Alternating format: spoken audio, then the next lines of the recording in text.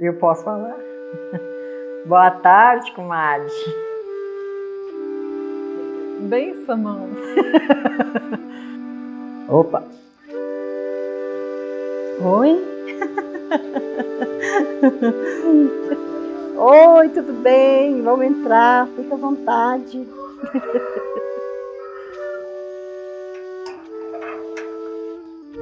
Boa tarde, oi gente, vamos chegar. Seja bem-vindo. Vamos entrando.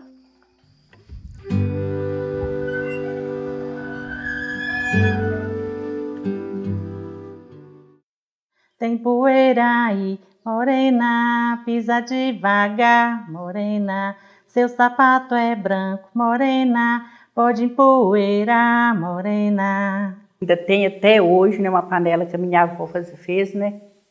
Tem utilidade ainda até hoje, tem da minha mãe, né?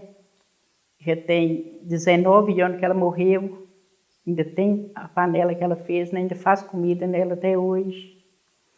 E antigamente não tinha boneca, né? Essas outras peças não tinha, né? E fazia prato porque comia nos pratos de barro, né? Começa a trabalhar com barro, começa com as peças que sabe, né? E depois vai inventando mais. Ele faz, né? Muita botija ainda, faz o pote, até o prato mesmo, mas hoje é só para decoração mesmo. Porque antes a gente fazia o pote, era para buscar água no coco. A gente buscava água no pote, né? Tinha o pote com 2 alcinhas, que era para a gente colocar na cabeça, e buscava, porque ninguém tinha água encanada, todo mundo buscava água do córrego, e tudo era feito do barro. Tudo que a gente precisava, porque ninguém podia comprar uma panela de ferro, de alumínio, não podia comprar os pratos. E nem um tambor para buscar água, né? A gente tinha que fazer o pote, tinha que se virar com o que nós tínhamos. Porque desde pequena já cresce pegando no barro, aí a gente dá um barrinho para brincar, aí já forma galinha, já vai incentivando, sabe? E aí sempre é em casa que aprende. Porque trabalhar com barro não é fácil. Eu costumo falar que é um dom de Deus, né? O nosso trabalho. Porque é complicado, né? A gente pegar um barro lá no meio de uma mata, né? E fazer uma peça dessa, é um dom de Deus, né? E a gente faz por amor, né? E pela família da gente, né? Porque o meu trabalho é o sustento da minha casa, né? O barro traz felicidade, traz, assim, uma energia boa. Aí o barro significa, né? É a vida, porque lembrando que o primeiro homem, o primeiro ser humano, ele foi feito do barro. E Deus colocou a vida nele, né? Soprou a vida nele. Então eu acho que o barro, ele é da mãe terra, né? Você pegar um barro e transformar num trabalho tão rico, tão bonito, com tanta simplicidade, você transformar num trabalho tão precioso, não vou dizer valoroso, sim, mas é valoroso sim, porque a gente se dedica muito com o que a gente faz, a gente ama muito o que faz, né? Mas é assim, você tirar de coisas simples, você construir uma grandiosidade de uma obra de arte. Mas no início, a gente não era chamada artesãs, a gente era chamada as paneleiras, né? Então isso já mudou, né? Hoje a gente já tem o nome de artesã, os que vem e fala para a gente, vocês são artistas. Uma boneca no Vale de Jequitinhonha, ela está retratando sempre uma vida, a vida da gente, a vida de uma família. Ela nos traz assim, algo que tão forte, que a gente, ao começar ela, a gente já dá vida para ela. A gente percebe que ela vai ter vida. Desde lá observar no barreiro aqueles turrões, a gente já percebe que ali vai crescer uma vida ali. Para a gente que é artesão é meio louco, que a gente pensa assim, é uma vida que não existe, mas que não é viva, mas que existe para a gente, né? Que existe.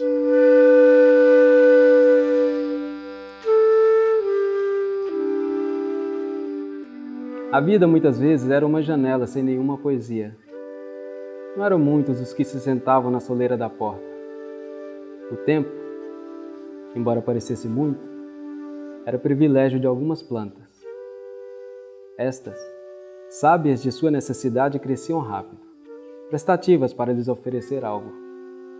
Era preciso dar conta da vida, assoprar a fuligem, antes que ela se impregnasse na alma. É que às vezes as coisas boas são temporãs e aparecem sempre ruídas pelas horas. De todo modo, espreitavam a lua e o canto da coruja. Era o tempo quem dava lição de plantar, de nascer e de morrer. Mas sabiam, no inteiro de seus seres, que o vale é o lugar de quem vive o sol inteiro. Aqui é Vale do Jequitinhonha. O Vale do Jequitinhonha eu entendo como uma região que pertence à bacia, né? Dentro da bacia do rio Jequitinhonha são as águas vertentes que vão para o rio Jequitinhonha, desde a sua nascente até a foz, lá em Belmonte, né? Na Bahia, desaguando no mar. Uai, não dá para viver sem água não, né? Nós ainda tem que tá vindo o rio ainda. Ainda tem o rio aí, vem de lá. Então, por isso, sim, acho o Vale do Jequitinhonha muito lindo por causa do rio e o trabalho nosso no Vale do Jequitinhonha. Porque no pensamento de pessoas, o Vale do Jequitinhonha tem um ouro. Porque nem todo lugar tem argila igual nós temos aqui. Eu vejo o vale muito da cor da poeira. Uai, aqui já trouxe uma história muito triste, né? Porque o vale, eles incluíram o vale como vale que não tivesse um mínimo de valor, né? Agora a gente vê essa história virando, né? As pessoas já estão reconhecendo que o vale tem valor, né? Que a cultura é forte, né? Antes eles não reconheciam, as pessoas não viam isso. Hoje já está mudando a história, né? Já percebe que no vale tem muita importância, né? Que a gente é do vale, mas que a gente também, né, faz parte de uma história bonita, né? Que faz o vale virar a história da miséria, né? Antigamente, quando a gente tinha feira, que eu comecei em feira com mais ou menos 16 anos de idade, aí a gente chegava lá e o povo vinha, né, cumprimentar a gente, falava, você é do vale, né, aquele local pobre, né, que tem muita pobreza, né? A gente se sentia muito triste por isso. Eu mesma já senti muito triste, às vezes constrangida, né, das pessoas falar isso com a gente lá na feira, né? Aí eu ficava muito triste. E aí, né, hoje eu me sinto orgulhosa de ser do Vale do Jequitinhonha, porque a nossa fama hoje é outra, né? As mulheres do Vale do Jequitinhonha. Então eu me sinto que isso é uma grandeza, porque as mulheres do Vale do Jequitinhonha são ricas em sabedoria, de arte. Quando eu era adolescente, tipo assim, se um namorado ou uma pessoa lá de fora me perguntasse se eu era artesã, eu não queria falar que eu era artesã. Eu falava assim, não, imagina, minha mãe faz aquilo lá. Mas devido ao artesanato não ter um reconhecimento e a valorização. Aí eu tinha vergonha de falar que eu era artesã. Não falava, não deixava ninguém perceber que eu era artesã, muito menos os namorados, né? Mudou, né? Porque antes tinha uma imagem muito ruim do Vale do Jequitinhonha, né? Que hoje a gente não vê o Jequitinhonha como via antes. O sentimento de pertencimento, ele faz com que a gente se reconheça no outro e no território, nas coisas, na vida aqui, nos objetos inanimados, algo que está também dentro de nós. Aí a gente externa isso na cultura e se reconhece quando a gente vê um outro parece que dá para saber que também é daqui. O Vale do Jequitinhonha, para mim, é um lugar muito, muito rico, um lugar onde eu cresci, um lugar onde vem as minhas raízes. E eu acho que o Vale é um lugar muito cheio de preciosidades que muitas pessoas ainda não conhecem. De um povo que sabe fazer artesanato, com traços muito característicos, que faz a música muito em função do cotidiano, das festas, muito em função, inclusive, das festas religiosas, das festas das colheitas, né? Desse lugar sertânico que a gente tem, né? De bioma cerrado como predominante, né? Com transição com Mata Atlântica e Caatinga. A cultura do Vale é isso, é a mistura como se fosse uma mistura assim, de um piquezeiro que é algo da natureza, com artesanato em barro. Enquanto essa mistura acontece, tem uma canção ali folclórica acontecendo, sabe? Tem tantas. Chutim, chutim, cê vai lá em casa passear. Os casados têm inveja de ver solteiro namorar. Se perguntasse para as minhas bonecas o que é o Vale do Jequitinhonha, eu tenho certeza que elas iam responder que é um vale cheio de pessoas acolhedoras, de muita fartura, de muito amor, de muita cultura, diversidade de cultura, de pessoas criativas. Como diz o Guimarães Rosa, né? Quando nada acontece, há um milagre ali que não estamos vendo. E aí, só o olhar, o comportamento, o sentar, o só dar, né, que a gente fala, o complementar, para mim já gera ali uma relação e um milagre que acontece nessas relações que a gente não sabe nomear, que é para mim o mais valioso. Assim como Minas, o Vale é mais do que um, né? São tantos. E o Vale também é o momento que cada um passa, né? O Vale é a ótica do momento também. O Vale pode ser o lugar que não está trazendo retorno e que eu vou ir para São Paulo viver e ganhar minha vida lá. E quando eu estou lá, eu sinto saudade do Vale e sou obrigado por mim mesmo a voltar. Sabe? Então o Vale é a maravilha e é o terror e é a decepção e é o amor e é a vontade de ficar e de sair.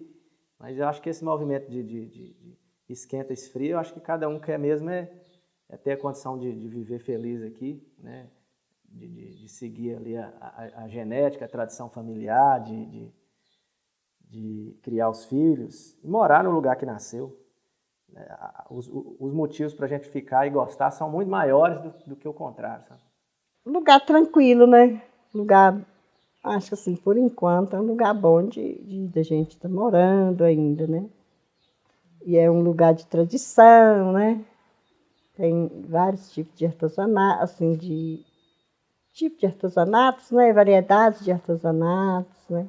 Mesmo que uma faz a mesma peça, mas cada um tem a sua diferença, né? Apesar de ser todas, né, vindo do barro, né, da terra, tem uma diferença grande, dá para separar um lugar do outro. Né? Vem a pintura, né, que não são todas assim iguais, as cores, né, dos oleios, até mesmo o próprio barro. Quando existe uma peça rústica, um barro dá diferença do outro, mesmo sendo do próprio barro.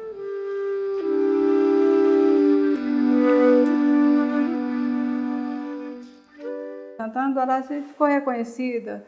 Dona Isabel deixou uma história e com esse valor, com essa valorização desse trabalho, as pessoas que tinham parado voltaram, muita gente voltou. Aqui a gente é amigo, todo mundo gosta dos anos dos outros, todo mundo bebe mais dos anos dos outros, todo mundo alegre. Aí todo mundo quer dar fazer sua parte. Às vezes é com serviço, às vezes é com dinheiro, às vezes é com material. Todo mundo quer fazer sua parte e a gente já fez casa para pessoas que não tinham casa. E também, né, se tiver alguém passando por necessidade de comida, de remédio, às vezes a pessoa tem que fazer um exame, uma cirurgia. Aqui é uma comunidade que todos, assim, ajudam, né? E se eu estou com encomenda, eu eu peço alguém a mão para me ajudar.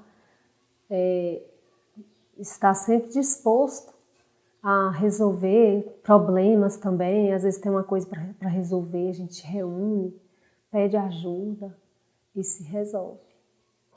No município de Turmalina tem 2 associações que mexem com o artesanato, que é Campo Alegre, né, que é aqui onde eu coloco meu artesanato, e Coqueiro Campo, que fica mais ou menos 5 quilômetros daqui de Campo Alegre.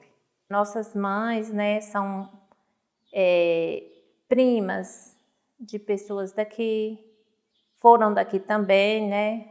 Vêm de longe, tipo, os rapazes de lá casavam com moças daqui, outros rapazes daqui casavam com moças de lá, aí virou um parentesco só, né?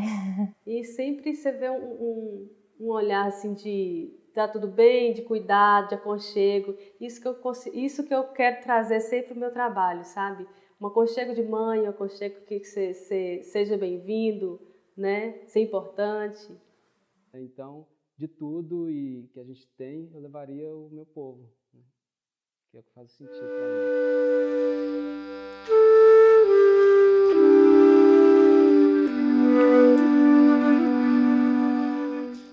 É uma história linda. A gente fazia roça numa tapera de Zé Gumim, e lá tinha uma carcaça de forno antigo. Alguém morou lá. E quando a gente ia capinar, eu achava uns cacos com uma pintura tão linda, mas tão linda. Aí eu ia lá no córrego lavar para mim ver, sabe? Gente, mas a pintura era maravilhosa. Só que também, eu como criança, adolescente, não guardei nada. Assim, eu acho que não era interessante. Mas eu já era tão interessada por aquilo que eu queria saber a cor que estava no caco. E eu queria saber a forma da pintura, mas a pintura era muito delicada, isso há muitos anos. Eu via minha mãe fazendo, né? Aí eu ia modelando os bichinhos, né? Lambuzinha, os pratinhos. Sapo. O sapinho, uma lagartixinha. O artesanato, ele foi passado de geração para geração. Que a minha bisavó passou para minha avó, passou para minha mãe, passou para mim. E aqui na comunidade segue sempre esse ritmo. Aí, depois de uns anos para cá que nós fundou a associação, nós começamos a vender aqui, né? Aí começou a aparecer gente de fora, com pouco surgiu a Codevale. Aí começou, daí para cá não parou mais não. Porque é uma coisa que a gente aprendeu desde a avó, né? A minha avó fazia, depois a minha mãe fazia também. Minha mãe fazia pote, fazia panela, os buião, panela cozinha feijão. Punha na cabeça, ia para a Lagoa Grande vender, igual eu falei, né? Comprar arroz com casca, né? Chegava, nós limpava aquele arroz para fazer comida ainda. E era muita gente, era 12 filhos. E nós dava conta de tudo. Eu também não sei dizer, porque eu acho que essa coisa do artesanato começa com as pessoas indígenas que moraram primeiro na comunidade de Campo Alegre, né? Deve de ter uma raiz lá. Então a gente tem essa descendência de índio, porque é uma tradição indígena, essa coisa do artesanato. Mas um dia eu vi a minha avó fazendo uma coisa de proporção de cabeça. Minha avó nunca entrou, minha avó não sabia ler. Uma coisa que ela fez, que eu vi que era um professor que estava fazendo, que é olhar a proporção da cabeça. Ela virou a cabeça de cabeça para baixo, como eu vi os professores na guia fazendo. Eu falei, gente, onde é que ela aprendeu isso?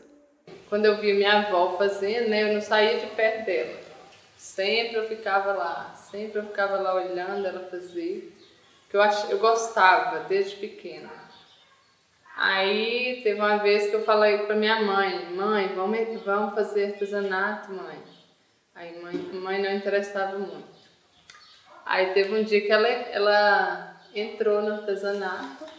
Ter uma mãe artesã é muito bom, porque ela sempre foi um incentivo. Ela sempre esteve ali me incentivando e dando os puxões de orelha, falando, isso aqui tem que consertar, isso aqui tem que isso aqui tem que aquilo. Na minha família foi assim, igual eu, desde de criança, né, que eu comecei a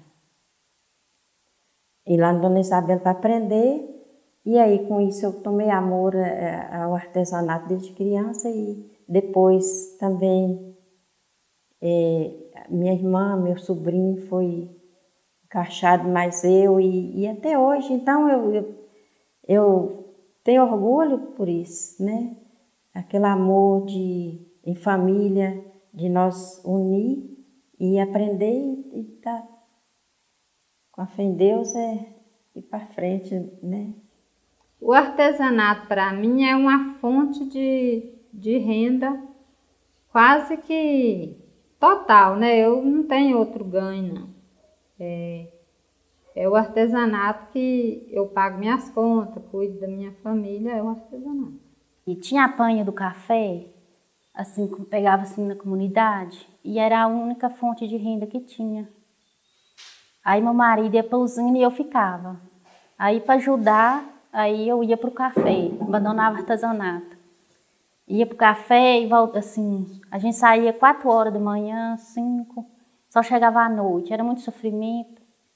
Aí depois os outros sempre me aconselhavam, faz artesanato.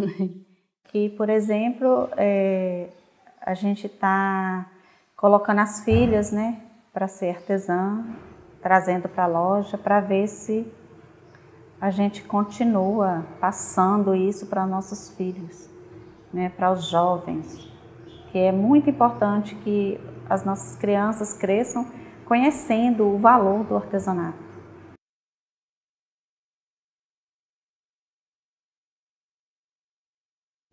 Esse?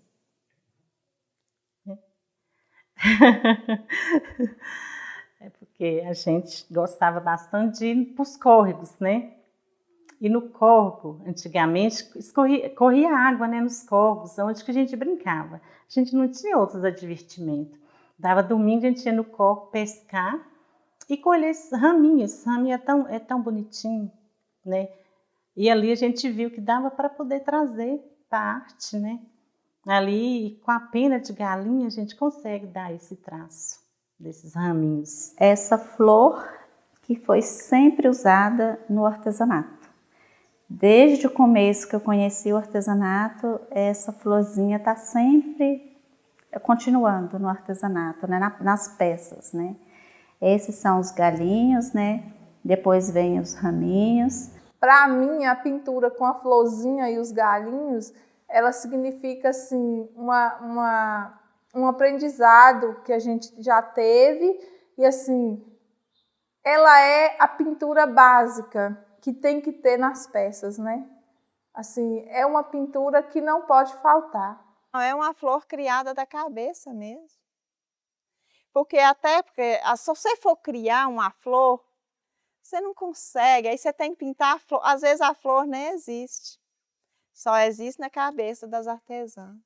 A flor simboliza, né, a alegria, o amor e a vida. Porque o artesanato precisa de tudo isso. Precisa ter amor, precisa ter vida.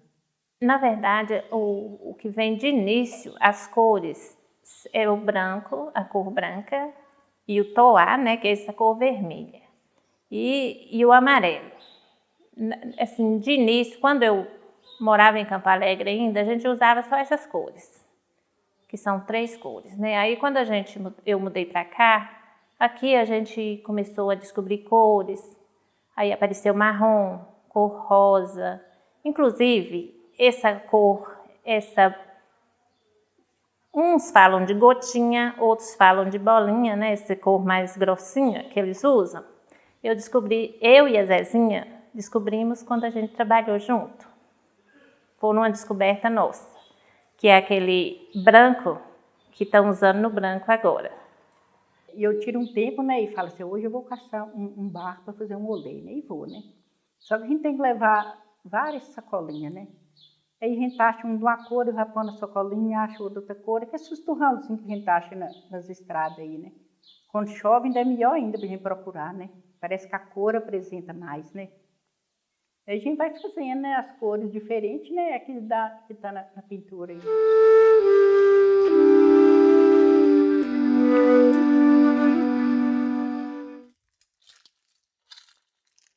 Aqui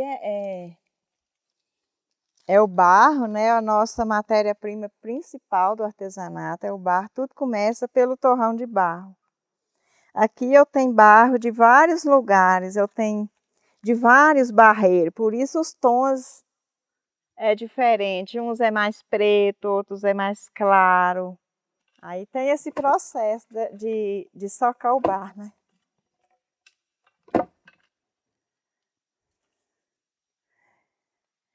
Tem peneira nessa peneira aqui, ou nessa, você acaba tendo várias peneiras. Aí depois de peneirar, essa aqui tá buscando a água, a gente busca água no pote, né, de barro mesmo, pra gente amassar o barro. Aí depois do pó a gente faz a massa, aí depois da massa pronta, aí que começa o processo da modelagem. A gente modela com sábado de milho. Então a gente vai puxando o barro com o sábado de milho. Então se eu quero levar para um lado e ele teima ir para o outro, eu falo, olha aqui. Aí a terra desce pro fundo e a água fica suja. Aí ela fica parecendo um óleo. Se o barro for bom, né? Se o barro for ruim, a água fica limpa, não vira óleo. Nessa parte aqui a gente guarda os oleios, né? No caso, para fazer a pintura. A gente faz e guarda eles nas garrafas. Aí depois disso tudo, a gente vai olear a peça. Aí a gente vai pintar e aí queima. Agora eu estou carreando, né? De início a gente começa o fogo um pouco baixo e vai hasteando devagar. E daí por diante. E toda a peça tem que passar pelo fogo. Aí a questão do fogo é uma coisa assim que você não domina, nós não tem como medir temperatura, você vai tudo no olho. A queima é feita pelos rumos. Você tem uma média mais ou menos de 7 horas de queima. Aí a gente faz geralmente pro lado da tarde, na boca da noite. Terminou a queima, aí ela passa a noite esfriando, no outro dia você vai ver o resultado. Aí você vai assim, sem saber se realmente o que você estava esperando deu resultado, porque é uma coisa que você não tem como controlar. Agora estou fazendo a finalização das bonecas, depois da queima. Essas são partes que ficam para fazerem depois que finalizam a pintura. Que são partes como unhas, detalhes dos olhos e boca, que são tintas extraídas do próprio barro.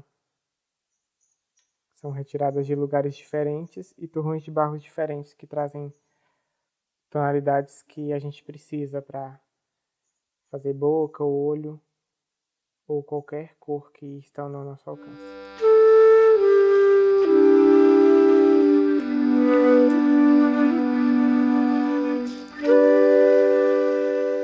Eu tinha medo de tudo, mas aí a gente vai aprendendo que os medos a gente tem que enfrentar eles, senão a gente não cresce.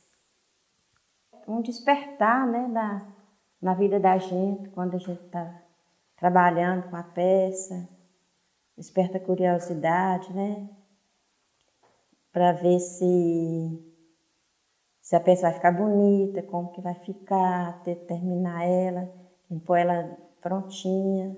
E faço boneca, né, noiva, mãe amamentando, e São Francisco, e mãe solteira também, e mãe grávida. Faço essas aí, né? O artesanato é uma alegria. Quando vocês estão ali, levantando aquela peça, e que vocês veem aquela peça já está feita, vixe, mas você está naquele, seu coração está limpo, sua cabeça está boa, tira todo aquele pensamento ruim que você tem, isso é porque você está vendo aquela peça ali, você fez. E principalmente depois que você queima ela, e que pinta ela e que vê ela bonita ali, e fala, vou fazer outra logo para fazer do mesmo jeito, não é isso? É, porque o artesanato, eu falo assim, é uma coisa que a gente faz que é da gente. Ninguém aguenta encheção de saco de ninguém. Faz do jeito que a gente quiser, o que vem na cabeça da gente é que a gente faz. Quando eu vou fazer a noiva, eu já amanheço com ela na cabeça. O detalhe, como que é, modelo, a cor, os brincos. Quando eu já termino, eu já sei tudo como que ela vai ficar, a pintura e tudo, do jeito que eu quero. E também tem um detalhe, eu não faço o rosto uma igual à outra. A roupa sim, mas o rosto não tem como. Essa boneca aqui foi uma inspiração, uma criação da vivência de uma mãe, né? Uma mãe que acumulada de filhos, né? Que tem sempre que carregar sempre os seus filhos. Eu fiz ela não pensando muito em mim, que eu só tenho 3 filhos, mas pensei muito assim na minha mãe e em outras mães que têm que estar dando atenção, levando seus filhos nos tempos assim de estar carregando na barriga e tendo que cuidar dos outros que estão ali por perto. De certa forma, eu acredito que às vezes a mãe não poderia estar pondo tudo assim, mas no coração dela está tudo ali acolhido, tudo perto. Então foi uma forma de retratar esse amor grande que uma mãe, ela quer abraçar os filhos mesmo com 2 braços, ela quer pôr tudo debaixo dos braços dela. Essa peça é chamada de Gêmeas, né? Traz uma história, porque lá na minha casa, eu sou de família assim, maior, né? Eu vim de uma família de 10 filhos, né? Eu sou a segunda da família, dos filhos. E lá onde que a gente trabalhava, é um espaço pequeno, mas a gente trabalhava em 7 meninas. E a gente, desde já nova, aprendeu a brincar com as moças, nos representando. Então a gente desde pequena, desde mais nova, já criou as Gêmeas, que são as 2 bonecas. A gente criou as cirandas, né, que são as 4 mulheres em roda, e assim por diante, né? A boneca com o pássaro, a boneca com a flor. Então são as meninas. E eu trabalho com artesanato, né? Já tem mais de 50 anos. E esse esporte é minha preferência. Então, as casinhas, a gente inspira nas casas daqui, da comunidade mesmo, sabe? A gente faz as casinhas de 2 águas, que é uma casinha de roça. Aí tem a casinha de 4 águas, que é a casinha da família. A gente inspira nas casas onde a gente vive, sabe? As casas da região. Antes, quando eu tinha minhas meninas pequenas, o meu tempo era tão assim fechado que eu não tinha tempo de fazer nada para mim. Aí quebrava alguma coisa, eu punha na cerca, e o povo achava tão interessante. E agora que eu já estou mais tranquila, aí eu fui fazendo, eu sentei para mim fazer cabeça de cerca. Aí eu dou uma volta no passado lá de Campalé, que fazia essas cabeças estranhas, esses bichos esquisitos, assim, umas peças que você não sabe dar nome, sabe? Homem misturado com figura de outros bichos. Aí eu fui fazendo as peças diferentes para mim colocar na cerca. Eu, nas minhas bonecas, eu sempre gosto de colocar acessórios. Às vezes eu acho até que eu exagero. Às vezes tem dia antes de eu dormir, eu vou lá no meu ateliê ver minhas meninas.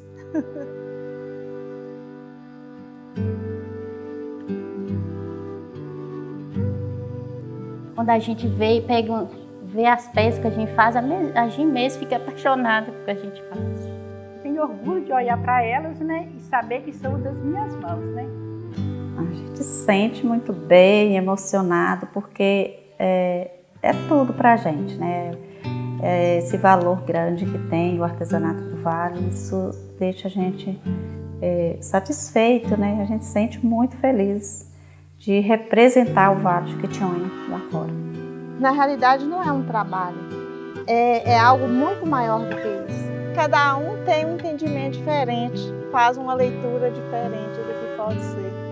E eu mesmo faço sempre a leitura de uma mãe com filho, né? Que é aquela situação que você viveu. Faço sempre uma mãe solitária também, que pode ser que o marido migrou e ela ficou sozinha com os filhos. Eu faço essa leitura e acabo recriando na vida cotidiana da vida da gente. A diferença da mulher do vale, porque elas que são as que trabalhadeiras no artesanato. Então, às vezes tem uns maridos que ajudam, mas a principal é as donas de casa. Eu acho que a gente tem que ser, assim, ter um otimismo, né, na vida da gente, porque não vai depender só de homem, né, igual eu mesmo. Desde de criança que eu lutava assim, para trabalhar e depois casei e tenho esses 4 filhos, assim, sempre lutando até hoje. Por que você faz essa boneca sentada assim? Então, ela conta uma história. Ela conta uma história de mulheres do vale, da grávida no vale, do lavrador do vale, né? No vale, o retrato da mulher parece que assim, é uma mulher que enfrenta tudo, sabe?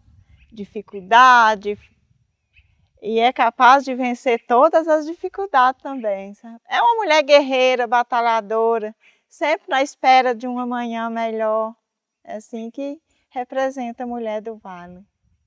É empreendedorismo, é paixão, é trabalho, é renda. É forma de se associar, de fazer parceria, de encontrar liberdades outras, para além das cotidianas e das tradicionais, né? É isso. Então, mas agora em diante eu estou assinando as peças.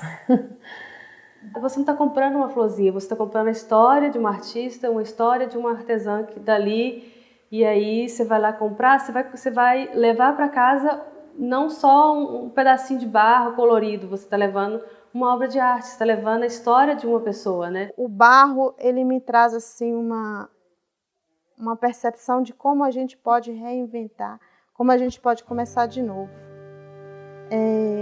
Eu creio assim na vida da gente, a gente tem muitos tropeços, né? E o barro, ele nos dá essa oportunidade de o que não deu certo, a gente começar, isso quando ele está mole ainda, né?